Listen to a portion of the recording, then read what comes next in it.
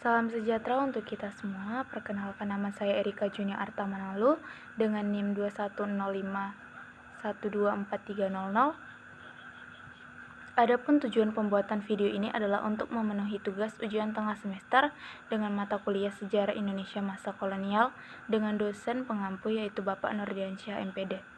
Berikut penjelasan jawabannya. Soal pertama, yaitu jelaskan bagaimana pentingnya sejarah masa kolonial sebagai sarana untuk memahami sejarah Indonesia dengan mengemukakan bukti serta penalaran. Jawabannya, bagaimana pentingnya sejarah masa kolonial sebagai sarana untuk memahami sejarah Indonesia, yaitu diawali dengan pengaruh kolonial tidak dapat terlepas dari kehadiran komunitas asing yang beraktivitas dan menetap di Nusantara. Hal ini sudah terjadi ketika Nusantara mulai masuk dalam era global, ditandai dengan datangnya para pendatang asing yang pada awalnya kedatangan koloni asing di Nusantara dilatar belakangi oleh kepentingan dagang, mencari sumber-sumber komoditi yang dibutuhkan. Selama berabad-abad, Nusantara merupakan pusat penghasil rempah-rempah dan hasil bumi yang lainnya yang pada masanya sangat dibutuhkan dan dicari oleh para pedagang asing. Sebelum kedatangan bangsa asing ke Nusantara, penguasaan perdagangan ada di tangan raja-raja ataupun para bangsawan yang berkuasa pada masa itu.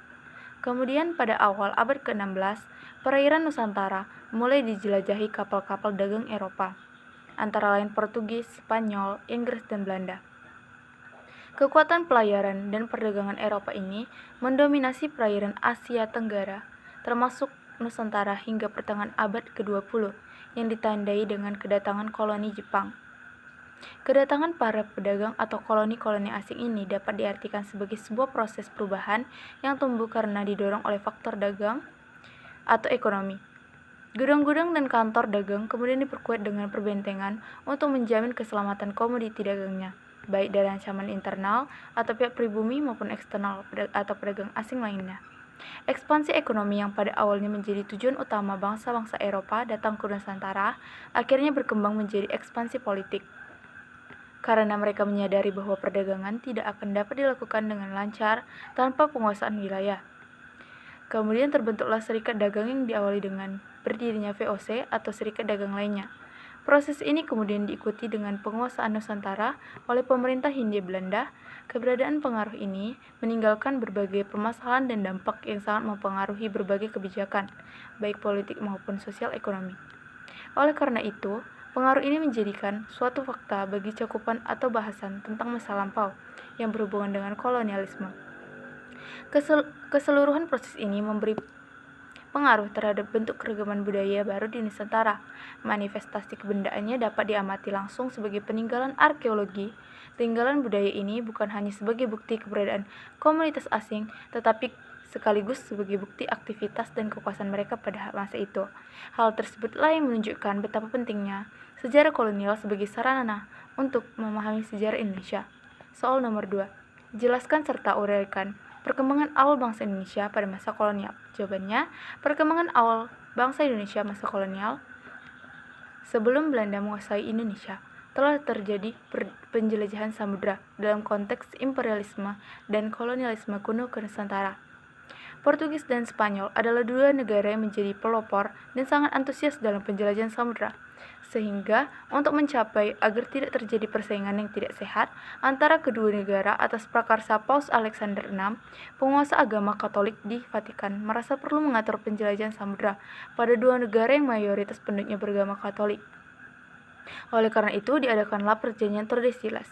Perjanjian Tordesillas merupakan perjanjian yang ditandatangani di Tordesillas, Spanyol pada 7 Juni 1494. Penyebab terjadinya penjelajahan samudera ini tidak berdiri sendiri-sendiri, melainkan saling berkaitan antara faktor yang satu dengan lainnya.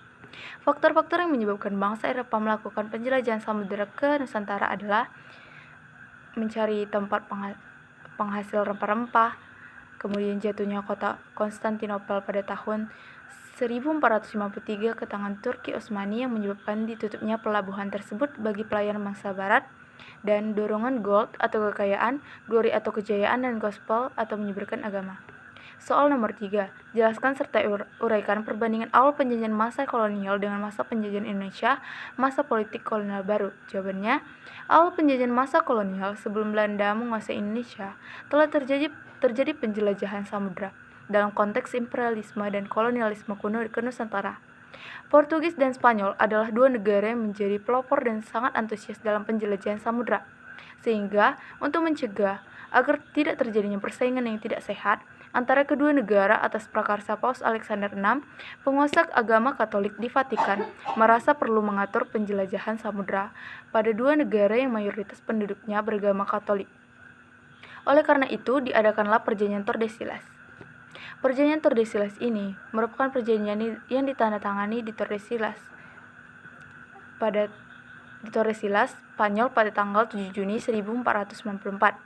Sedangkan masa politik kolonial baru, yaitu pemerintah kolonial liberal yang dijalankan oleh Van Straten dan Daendels, kemudian pemerintah liberal model Inggris atau Raffles, dan akhirnya pemerintah liberal model Van der Capellen. Meskipun Van Straten dan Daendels menjalani politik liberal, tetapi prakteknya hanya melanjutkan sistem pemerintah VOC.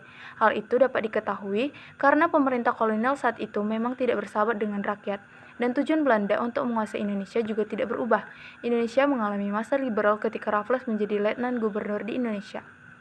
Kemudian soal nomor 4, coba saudara jelaskan bagaimana pengaruh lahirnya golongan elit dalam pergerakan Indonesia, serta bagaimana komitmen kita sebagai generasi penerus dalam memahami masa-masa pergerakan tersebut dalam konteks kekinian.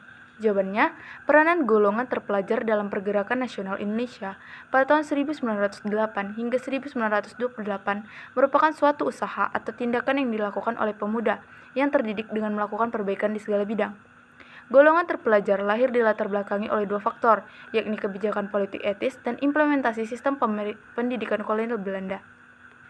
Tindakan yang dilakukan oleh golongan terpelajar adalah berupaya untuk meningkatkan kesadaran nasional dan memperbaiki serta menyejahterakan kehidupan rakyat Indonesia. Kontribusi golongan terpelajar yang lahir dari pelaksanaan pendidikan Belanda dalam pergerakan nasional dalam bidang pendidikan adalah Suwardi, Suryaningrat, dan Muhammad Syafi'i berusaha untuk melaksanakan pendidikan untuk anak-anak Indonesia yang tidak mendapatkan pendidikan pemerintah kolonial.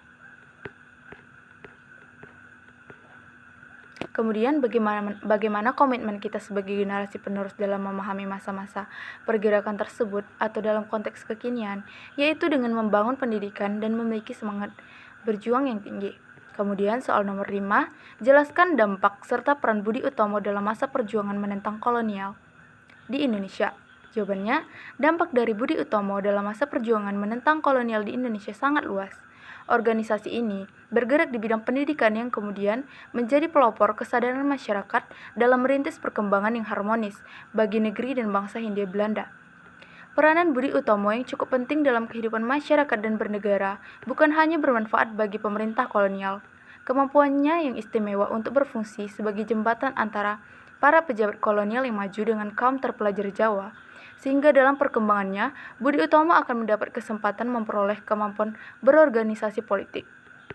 Budi Utomo juga mengajukan suatu tuntutan untuk adanya persamaan kedudukan dalam hukum. Periode 1918 merupakan periode kemerosotan dan pudarnya pengaruh yang membuat Budi Utomo bergabung dengan Parindra. Akan tetapi, peranan Parindra ini akan sangat terbatas seperti peranan Budi Utomo. Kemudian soal nomor 6, coba saudara deskripsikan bagaimana perkembangan Indische Partij sebagai partai politik di masa pergerakan nasional Indonesia. Jawabannya, perkembangan Indische Partij sebagai sebuah partai politik di masa pergerakan nasional Indonesia yaitu dimulai setelah Budi Utomo berdiri. Dunia pergerakan nasional mengalami dinamisasi sehingga bermunculan berbagai organisasi masyarakat maupun politik yang menjadi wadah bagi perjuangan mewujudkan Indonesia merdeka. Salah satu wadah perjuangan pertama yang berwujud sebagai partai politik dan berlandaskan pada ideologi nasionalisme adalah Indische Partij yang berdiri pada tahun 1912. Meskipun menggunakan nama Belanda, Indische Partij adalah partai yang keanggotaannya terbuka bagi semua orang Hindia Belanda dan program perjuangannya mengusung nasionalisme di Hindia. 3 tokoh utama dari Indische Partij adalah Dois Dekker atau yang kemudian terkenal sebagai Danurdirjo Setiabudi, Tijipto Mangunkusumo, dan Suwardi Suryaningrat.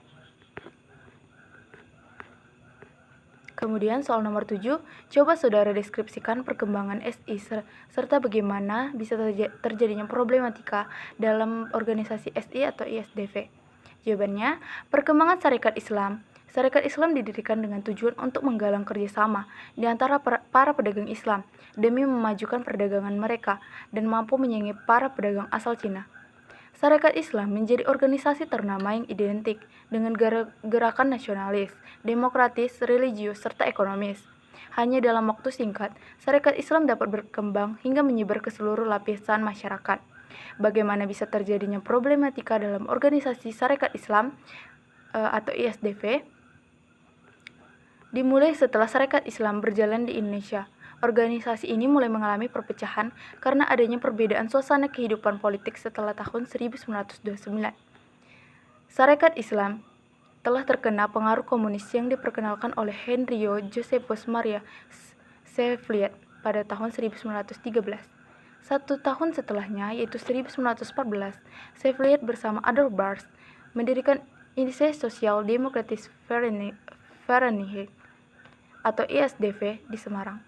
Tujuan dari ISDV sendiri yaitu untuk menyebarkan paham Marxis. Namun, anggota ISDV tidak memiliki hubungan dekat dengan rakyat, sehingga mereka pun berniat untuk mencoba memasuki Sarekat Islam Semarang yang dipimpin oleh Semaun.